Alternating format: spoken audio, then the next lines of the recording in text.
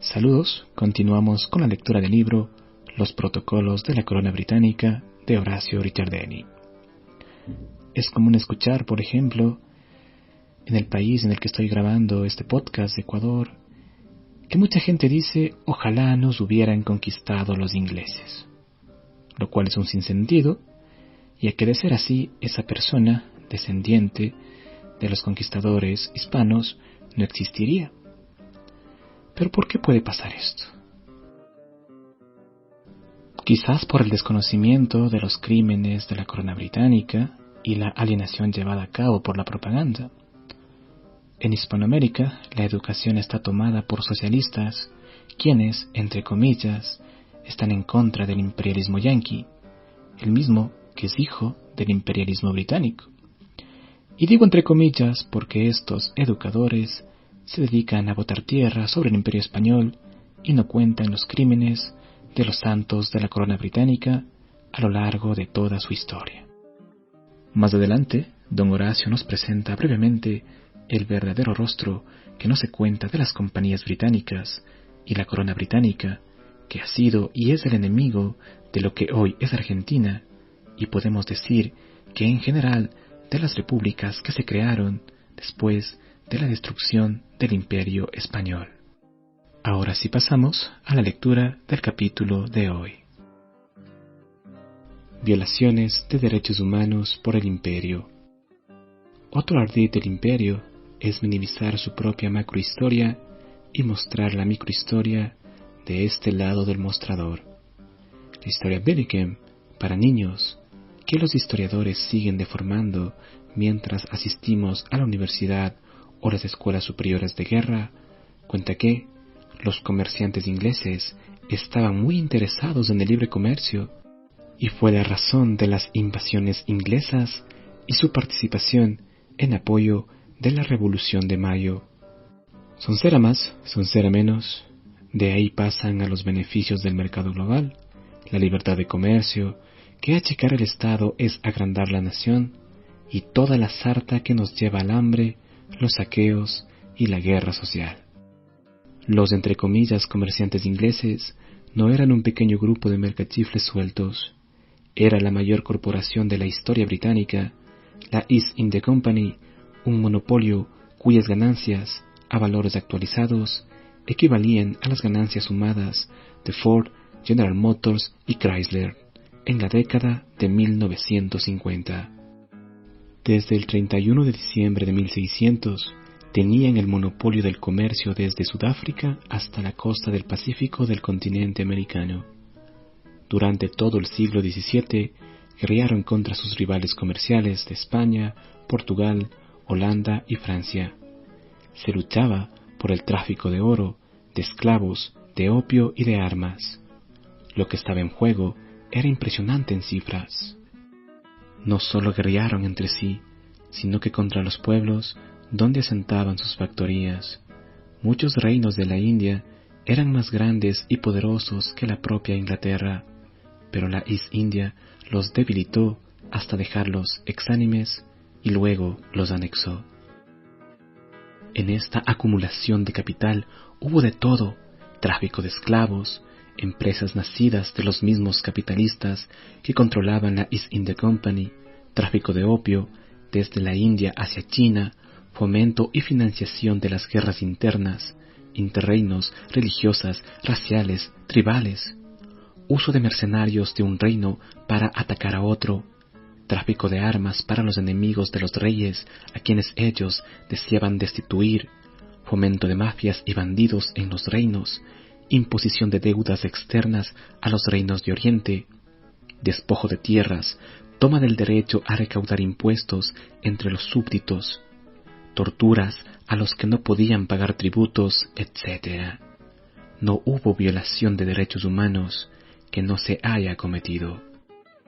Desde que fue concebido, el capitalismo europeo, y ahora su hijo yanqui, siempre funcionó como economía global, por ende colonial, y quienes vociferan contra la actual, segunda globalización, no han comprendido nada de la historia del capitalismo. De la East India Company se formaron otras empresas, también monopólicas, muchas de las cuales aún hoy existen y siguen teniendo influencia, entre otras que afectan a Argentina. Hudson's Bay Company, formada para colonizar Canadá, aún existe. Con sus ganancias reinvertidas, se formó el Royal Bank of Canada, el Imperial Bank, Nova Scotia Bank, el Ferrocarril Canadian Pacific, Canadian Air y empresas mineras multinacionales con inversiones en Argentina. Hudson's Bay es la empresa más controlada por Su Majestad Elizabeth II.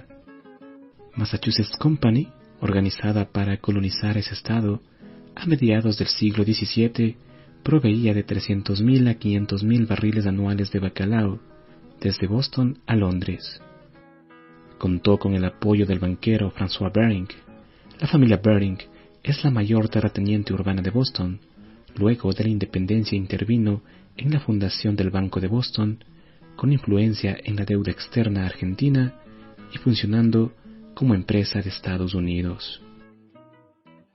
La Hong Kong Shanghai Bank Company fue fundada por mercaderes de opio indio en China. La Falklands Islands Company es propietaria de las Malvinas. La East India Company era dueña de sus propios ejércitos, su servicio de inteligencia, y fue la columna vertebral de la oligarquía británica, controlando en el Parlamento los partidos políticos Tory y Whig, los tribunales y la corte real. Con las guerras napoleónicas, los aristócratas europeos se apresuraron a poner a salvo sus activos financieros depositados en Ámsterdam, Frankfurt, Viena, Nápoles, París y trasladarlos a Londres, fuera del alcance del ejército francés. La familia que más se destacó en esta tarea fueron los Rothschild. De esta forma, Londres se transformó en el mayor mercado de dinero de Europa, posición que detenta hasta hoy. Con esa fuerza, los activos financieros de la nobleza europea se complementó para consolidar el imperio británico y, entre otras cosas, volcar esa inmensa fuerza sobre la América española. En la historia argentina, la East India Company tuvo un papel que pocos historiadores locales señalan. En 1713, Tratado de Utrecht, por el convenio de asiento de la South Sea Company, sucesora de la Royal African Company, obtiene el monopolio del tráfico de esclavos en 13 puertos de la América española. Los ingleses desembarcan africanos en Buenos Aires. En 1760, los portugueses toman Colonia, pero las milicias de Buenos Aires y Santa Fe la retoman y defienden de un segundo ataque, esta vez por parte de la East India Company. Aún hoy se encuentran los restos de la fragata Lord Clive en la rada de Colonia. Lord Clive fue el conquistador de Bengala para la East India Company. En 1806, la primera invasión inglesa, la East India Company se apresura a descargar sus mercancías en Buenos Aires.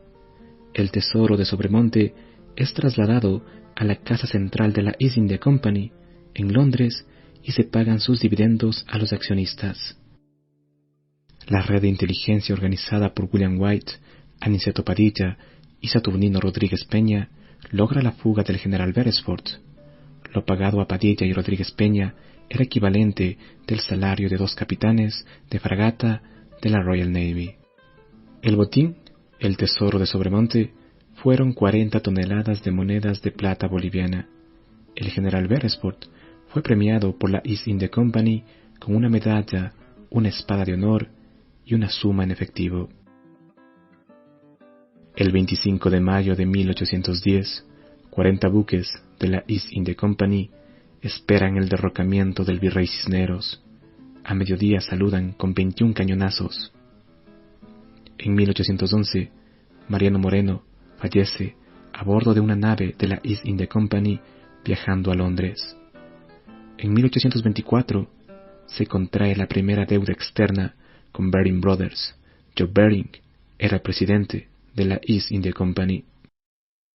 Para 1845, 11 buques de la East India Company luchan en vuelta de obligado para llegar a Corrientes. Esta es una muy somera e incompleta lista de actividades de la East India Company en la historia argentina. Los argentinos están educados con una sobredosis de microhistoria y tienen tal déficit de macrohistoria que ni siquiera son conscientes de ello.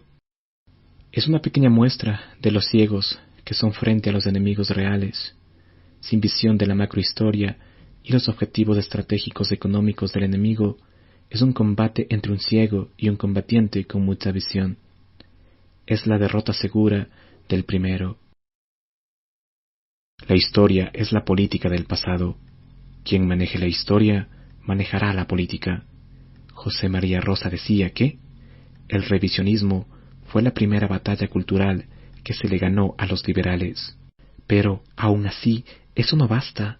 Sin una visión histórica correcta, no podemos hacer una política correcta.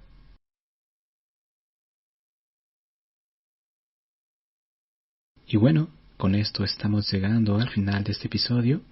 En el próximo estaremos compartiendo los derechos humanos según la visión del enemigo.